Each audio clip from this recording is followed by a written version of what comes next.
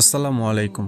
আমরা সবাই দোয়া করি, খুশিতে দোয়া করি, কষ্টে দোয়া করি, কিংবা রাতে ঘুমানোর আগে দোয়া করি। কিন্তু অনেক সময় মনে হয় আমাদের দোয়া যেন আকাশে উঠছে না। কাঁদি, হাত তুলি, তবু কোনো পরিবর্তন আসে না। আজকের এই ভিডিওতে আমি আপনাদের বলবো নবী করিম সাল্লাল্লাহু আলাইহি ওয়াসাল্লামের নিজে যে বাস্তব ঘটনাটি বলেছেন, যে ঘটনায় তিনি বুঝিয়ে দিয়েছেন কেন অনেকের দোয়া আসলে কবুল হয় না। এই ভিডিওটি শেষ পর্যন্ত শুনুন, কারণ শেষ অংশে এমন একটি কথা আছে যেটা হয়তো আপনার পুরো জীবনকে বদলে দিতে পারে। নবী করিম সাল্লাল্লাহু আলাইহি ওয়াসাল্লাম একদিন তার সাহাবীদের সামনে বসেছিলেন। তিনি তখন একটি ঘটনা বর্ণনা করলেন। নবী করিম সাল্লাল্লাহু আলাইহি ওয়াসাল্লাম বলেন, একজন মানুষ ছিল যে অনেক দূর পথে সফর করেছে। দীর্ঘ যাত্রায় তার সব চুলগুলো এলোমেলো হয়ে গেছে, শরীর ধুলোমলিন হয়ে গেছে। সে ছিল একেবারে ক্লান্ত, একেবারে অসহায়। সে লোকটি তখন আকাশের দিকে তাকিয়ে দুটি হাত তুলে দোয়া করেছিল। সে বারবার বলছিল, হে আমার রব।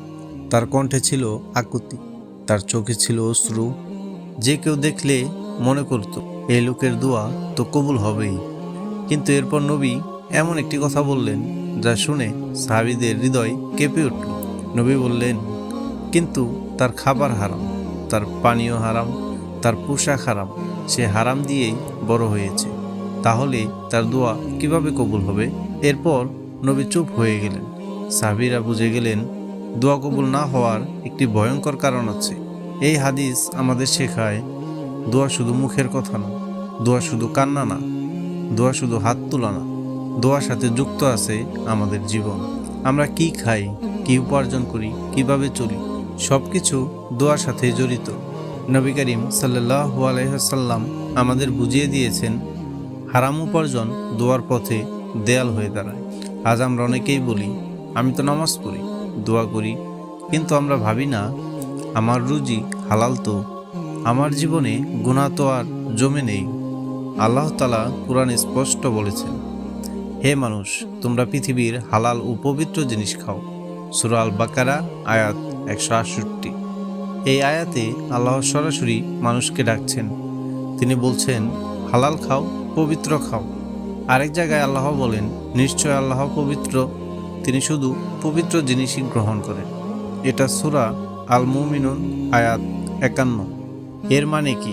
এর মানে আপনি যত বড়ই দোয়া করেন না কেন, যদি জীবন অপবিত্র হয়, দোয়া কবুল হওয়া কঠিন হয়ে যায়। এখানে একটি কথা খুবই গুরুত্বপূর্ণ। দোয়া কবুল না হওয়া মানেই আল্লাহ আপনাকে প্রত্যাখ্যান করেছে, এটা ভুল। নবী করিম সাল্লাল্লাহু আলাইহি ওয়াসাল্লাম বলেন, বান্দা যখন দোয়া করে, আল্লাহ হয় দোয়া কবুল করেন, অথবা কোনো বিপদ দূর করে দেন, অথবা সেই দোয়া আখিরাতের জন্য জমা রাখেন। অর্থাৎ কোনো দোয়া বৃথা যায় না। আল্লাহ দেরি করতে পারেন, কিন্তু অবহেলা কখনোই করেন না। আজ এই ভিডিও শোনার পর নিজেকে একটি প্রশ্ন করুন, আপনি কি শুধু দোয়া করছেন, নাকি নিজের জীবনটাও ঠিক করছেন? নবী করিম সাল্লাল্লাহু আলাইহি ওয়াসাল্লাম এই ঘটনাটি বলেছেন, এটা আমাদেরকে ভয় দেখানোর জন্য বলেননি, আমাদেরকে বাঁচানোর জন্য বলেছেন। আজ যদি আপনি একটি হারাম ছাড়েন, একটি গুনাহ ত্যাগ করেন, হতে পারে আজ রাতেই আপনার দোয়া কবুল হয়ে যাবে, কিংবা দোয়া কবুলের দরজাটা খুলে যাবে।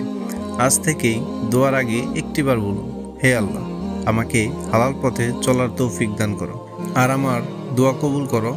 ইনশাআল্লাহ আপনি দেখতে পারবেন অচিরেই আপনার দোয়াগুলো কবুল হতে শুরু করেছে।